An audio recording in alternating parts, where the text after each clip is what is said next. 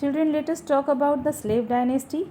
Qutbuddin Aibak was a slave in Turk army who became a trusted general of Mohammad Ghori. अगर आपको याद होगा, आपने लास्ट चैप्टर में पढ़ा है मोहम्मद गोरी के बारे में. And Qutbuddin Aibak was the slave of Muhammad Ghori, and when Muhammad Ghori returned from the India, because his intention was to loot the India only, वो लूटने आया था, वो चला गया. देन व्हाट हैपन, वो अपने पीछे अपने स्लेव को एज अ जनरल बना के छोड़ गया, जो जिसका नाम था Qutbuddin Aibak. And by this Qutbuddin Aibak the slave dynasty was started, and this slave dynasty was the first dynasty of Delhi Sultanat also. ठीक है, यहीं से दिल्ली सल्तनत की शुरुआत होती है. When Muhammad Ghori died in 1260, he had no son to succeed him. His slaves inherited the empire. They divided the conquered territories of Ghori among themselves. Qutbuddin Aibak was made in charge of the territory of India.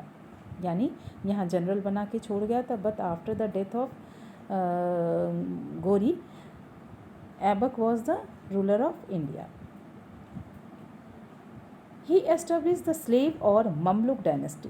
यानी slave dynasty को Mamluk dynasty भी कहते हैं, याद रखिएगा, please underline this.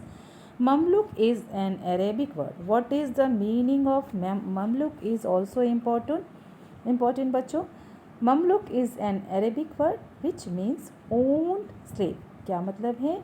Own slave यानी जिसको अपने अंडर में किया गया हो, गुलाम जिसे कहते हैं. ठीक, स्लेव डायनेस्टी का मतलब ही होता है बेटा हिंदी में गुलाम वंश. Okay. The sultans who followed Qutbuddin Aibak were slaves too. That is why this dynasty is also called slave dynasty. यानी इट इज़ रिटन है the sultan who followed Qutbuddin Aibak. यानी कुतुबुद्दीन ऐबक के बाद के भी जो सुल्तान हुए हैं ना, शमसुद्दीन इल्तुतमिश, फ़िरोज़ शाह, रज़िया सुल्तान, नसरुद्दीन, ये सारे के सारे क्या थे? स्लेव डायनेस्टी थे, स्लेव थे. So it was called slave dynasty. Now let us talk about Aibak. Qutbuddin Aibak was an efficient ruler. He suppressed internal rebellion and foreign attacks. यानी उसने मेन काम क्या किया था? जब कुतुबुद्दीन ऐबक जब रूलर बना तो उस समय क्या थे, जो है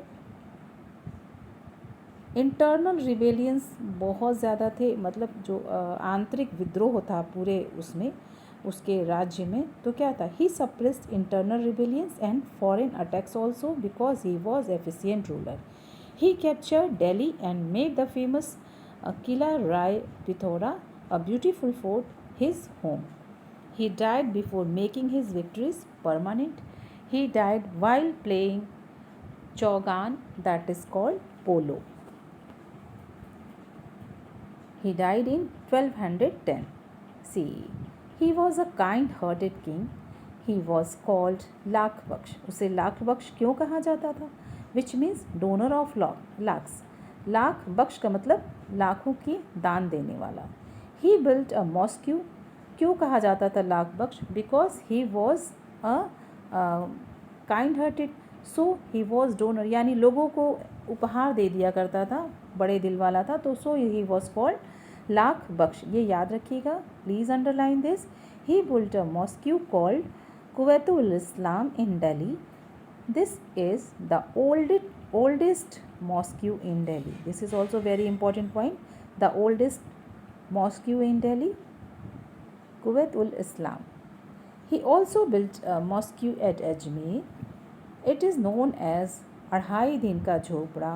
The construction of Qutub Minar in Delhi was started by him, but he died before completing it. इसलिए बच्चों यहाँ याद रखने वाली बात है कि कुतुबुद्दीन ऐबक ने ही जो है कुतुब मीनार का जो कंस्ट्रक्शन है वो स्टार्ट किया था, but it was completed by Iltutmish afterwards because of his death. Okay. And Adhai Din Ka Jhonpra, that you have to keep in your mind, is constructed by Qutbuddin Aibak in Ajmer. You can see the image of Qutub Minar. It is given here, children. Or one more thing is here to see, beta. This white portion is in the map.